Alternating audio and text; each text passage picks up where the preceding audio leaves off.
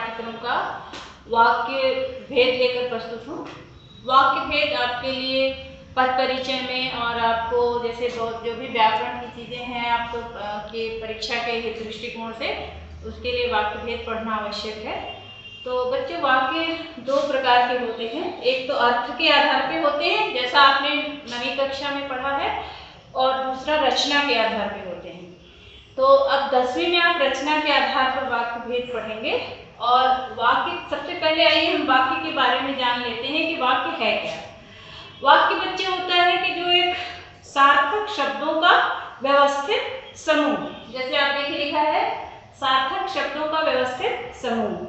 व्यवस्थित समूह से तात्पर्य है कि कहाँ कर्ता होगा, कहाँ क्रिया होगा, कहाँ उसके पूरक शब्द होंगे, कहाँ कर्ण होगा, ये सारी चीजें जहाँ व्याकरणिक दृष्टिकोण से सही क्रम में रखी जाती हैं वो वाक्य सार्थक वाक्य कहलाता है।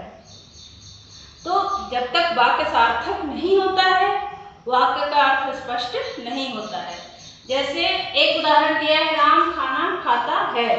अब राम खाना खाता है, चूंकि वाक्य आपको सही इसलिए लग रहा है क्योंकि इसमें जो व्याकरणिक क्रम है वो सही क्रम में रखा गया है। जैसे देखो राम कर्ता पहले रखा गया, फिर खाना कर्ण रखा गया और खाता है क्रिया को रखा गया। यदि आप खाना नहीं रखते हैं, सिर्फ राम खाता है लिखते हैं, तो भी वो वाक्य है और वो वाक्य सही है। क्यों है? क्योंकि उसमें कर्ता और क्रिया एक क्रम में व्यवस्थित क्रम में रखे गए हैं। यदि हम खाता है राम लिख दें, खाता है राम यदि हम लिख दें, क्रिया पहले कर दें और कर्ता बाद में कर दें, तो वाक्य आपको पढ़ने में भी अच्छा नहीं लगेगा और उसका अर्थ भी सही नहीं निकलेगा। बच्चों कविताओं आपको उत्सुकता होती होगी कि फिर कविताओं में क्यों ऐसा लिखा जाता है।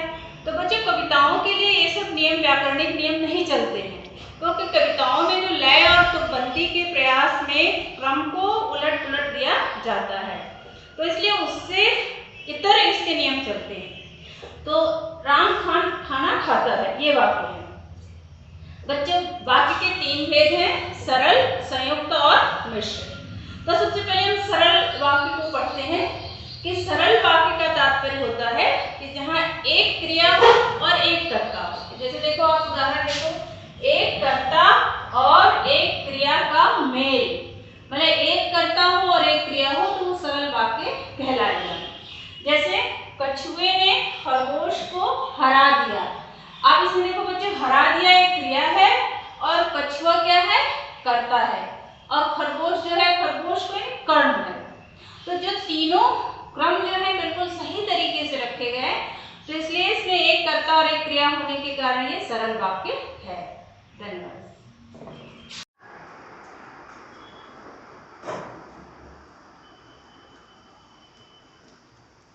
बच्चों फिर आपका इस वाक्य के पाठ में स्वागत है। अब आइए हम आपको संयुक्त वाक्य के बारे में बताते हैं। संयुक्त वाक्य जैसा कि आपको शब्द से ही स्पष्ट हो रहा है, संयुक्त यानी जोड़ देना, किसी भी चीज को सम धन युक्त यानी जोड़ देना। तो जब हम दो वाक्यों को जोड़ देते हैं तो वो संयुक्त वाक्य हो जाता है। और इनको हम जोड़ते किससे हैं? तो जो समुच्चय बोधक शब्द होते हैं, जैसे समुच्चय बोधक शब्द है या, वा, अथवा, किंतु, परंतु, लेकिन, इसलिए, तो ये सारे शब्द जो हैं वो समुच्चय बोधक शब्द हैं। और जब हम दो वाक्यों को समुच्चय बोधक शब्दों से जोड़ देते हैं तो वो संयुक्त वाक्य बन जाते हैं। जैसे आप उदाहरण देखो, ये है बादल घिरे किंतु बरसात ना हुई। बादल घिरे, बादल घिरे एक वाक्य है, बरसात ना हुई दूसरा वाक्य है। बादल घिरे पहला, बरसात ना हुई दूसरा, और इसको जोड़ा किससे गया? किंतु से। किंतु जो योजक समुच्चय बोधक शब्द है। तो इस तरह से जब दो वाक्यों को समुच्चय बोधक शब्दों से जोड़ दिया जाता है, अव्यय से और समुच्चय बोधक शब्दों से जोड़ दिया जाता है, तो वो संयुक्त वाक्य बन जाते हैं। जैसे राम खाना खाता है और विद्यालय चला जाता है। जैसे मैं तैयार हुई और विद्यालय आ गई। ठीक है, मतलब जहां पर दो वाक्यों को, दो सरल वाक्यों को समुच्चय बोधक शब्दों से जोड़ दिया जाए। दूसरा उदाहरण भी आप देख सकते हैं, जैसे आप नाटक देखने जाएंगे या सिनेमा। मतलब आप नाटक देखने जाएंगे, एक वाक्य हो गया। और या सिनेमा, सिनेमा जैसे बच्चों आपको लग रहा होगा कि सिनेमा तो वाक्य नहीं है, लेकिन बच्चों जहाँ पर वाक्य में बहुत अधिक शब्दों का प्रयोग करना नहीं चाहते हैं, हम कम शब्दों में अपनी बात कहना चाहते हैं, तो वहाँ मुख्य मूल शब्दों को उठाकर रख देते हैं और वाक्य पूर्ण मान लिया जाता है। जैसे हमसे कहा जाए कि तुम खाना खाओगे, तो मेरा जवाब होना चाहिए नहीं, हम खाना नहीं खाएंगे। हमें पूरा उत्तर देना चाहिए, लेकिन हम नहीं बोल देते हैं तो पूर्ण वाक्य मान लिया जाता है। तो इस तरह से ये वाक्य जो है संयुक्त वाक्य हैं। अब बच्चों आते हैं ये तीसरे भेद पर। तीसरा भेद है, तीसरा भेद क्या है? मिश्र वाक्य। मिश्र वाक्य क्या है कि जैसा कि आप जानते हो बच्चों को मिश्रण करना, मिश्रण करना नहीं मिला देना। आप जैसे आप दूध में यदि पानी मिला दोगे तो पूरा पानी ना रह के वो दूध का ही अस्तित्व हो जाएगा, वो दूध ही कहा जाएगा। इसी तरह मिश्र वाक्य है। मिश्र वाक्य का काम क्या होता है कि दो वाक्यों को, जिसमें एक प्रधान होता है और दूसरा आश्रित होता है, तो जो प्रधान वाक्य होता है वो आश्रित वाक्य को अपने में समेट लेता है। मतलब कि आश्रित वाक्य जो है प्रधान वाक्य के साथ जुड़ जाता है।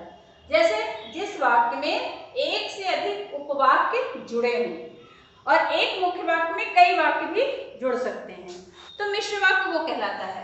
और मिश्र वाक्य का जैसे इसमें देखा होगा कि जो जब दो वाक्यों को जोड़ते हैं, मिश्र वाक्य बनाते हैं, तो उसमें पहले वाक्य का अस्तित्व कम हो जाता है, दूसरे वाक्य का अस्तित्व बढ़ जाता है।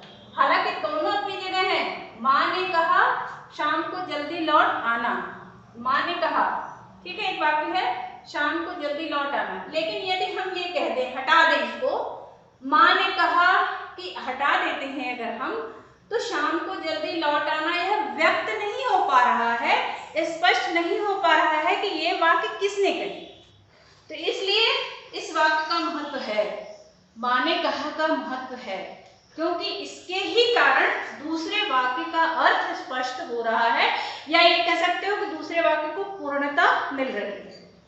तो मिश्र वाक्य के जो योजक चिन्ह है या क्या, किन चीजों से जोड़ा जाता है मिश्र वाक्य, देखो जैसे जैसा वैसा, जिसकी उसकी, जहां वहां। इसी तरह जितने भी संबंध बोधक शब्द हैं, यहाँ वहाँ, इसने उसने, जिसने किसने, मतलब जितने भी दो शब्द जो संबंध बोधक शब्द हैं, सर्वनाम के शब्द हैं, वो सारे इसमें जुड़ते हैं मिश्र वाक्य में। और मिश्र वाक्य में जैसे की है, की लगा देने से भी मिश्र वाक्य बन जाता है।